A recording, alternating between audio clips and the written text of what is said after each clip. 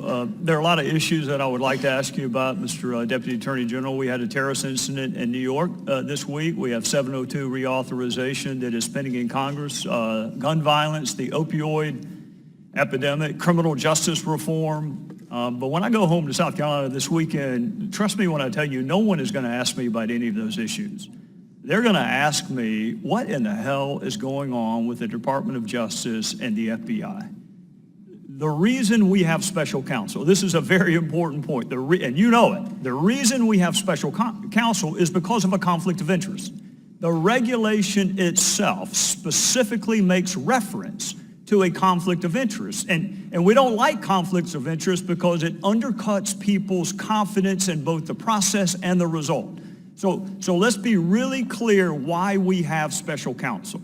There was either a real or perceived conflict of interest that we were fearful would either impact the result or people's confidence in the process. That's why we have something called special counsel, and that's why we have special counsel in this fact pattern. And then lo and behold, those who are supposed to make sure there are no conflicts of interest seem to have a few of their own. There's a senior prosecutor who sent obsequious emails to a fact witness. She can be described as nothing other than a fact witness. She's a really important fact witness if you pursue the line of inquiry that my Democrat friends want to pursue. They got off of collusion and now they're on obstruction of justice. She may be the most important fact witness in an obstruction of justice case. And the senior prosecutor for this conflict of interest-free special counsel sent a fawning, obsequious email to a fact witness. And then we have prosecutors assigned to conduct this investigation who donated almost exclusively to one candidate over another. And then we have a prosecutor assigned to this conflict of interest-free team that attended what was supposed to be, what he'd hoped to be, a victory party for Secretary Clinton.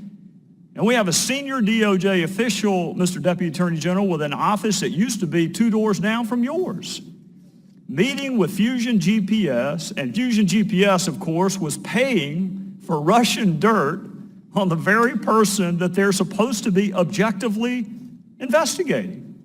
And then that same senior DOJ official's wife, the one that met with Fusion GPS, his wife was on the payroll of Fusion GPS. And then we have a senior agent assigned to investigate Secretary Clinton's email, help draft the exoneration letter. Well, we changed the language from grossly negligent to extremely careless. Interviewed Secretary Clinton in an interview I've never seen, and I doubt you have either in your career as a prosecutor. Interviewed Michael Flynn, was actively involved in the investigation into the Trump campaign before the Inspector General found his text.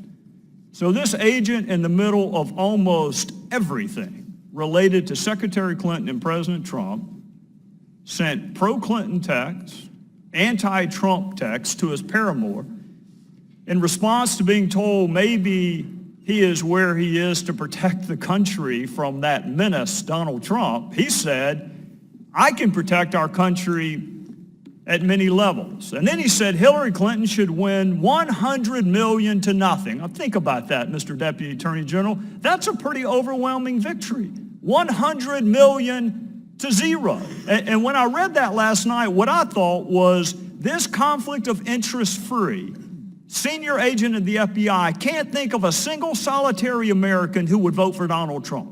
That's where the 0 comes in. Not a single solitary American he can imagine would vote for Donald Trump. This is the conflict of interest-free special agent assigned. And then he went on, if that weren't enough, to belittle Trump supporters by saying he could smell them at a Walmart in Virginia.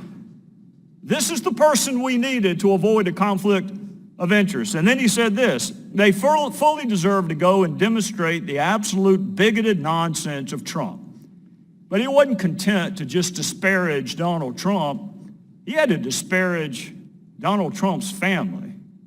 This is what he said, Mr. Deputy Attorney General. He said, the douchebags are about to come out. He's talking about our First Lady and children. this conflict of interest-free special agent of the FBI. This is who we were told we needed to have an objective, impartial, fair, conflict of interest-free investigation. So he's openly pulling for the candidate he had a role in clearing, and he's openly investigating a candidate that he has bias against. And then if that's not enough, he says Trump is an effing idiot. What the F just happened to our country? This is the same man that said he would save our country. What happens when people who are supposed to cure the conflict of interest have even greater conflicts of interest than those they replace? Well, that's not a rhetorical question. You nor I nor anyone else would ever sit Peter Strzok on a jury. We wouldn't have him objectively, dispassionately investigate anything knowing what we know now. Why didn't we know it ahead of time? And my last question, my final question to you, and I appreciate the chairman's patience, how would you help me answer that question when I go back to South Carolina this weekend?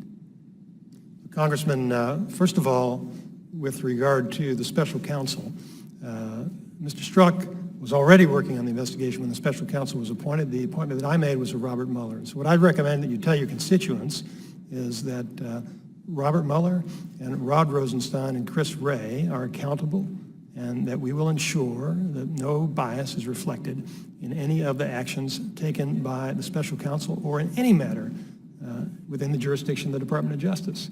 When we have evidence of any inappropriate conduct, we're going to take action on it. And that's what Mr. Mueller did here. As soon as he learned about this issue, he took action. And that's what I anticipate that the rest of our prosecutors, our new group of U.S. attorneys, our Justice Department appointees, they understand the rules and they understand the responsibility to defend the integrity of the department.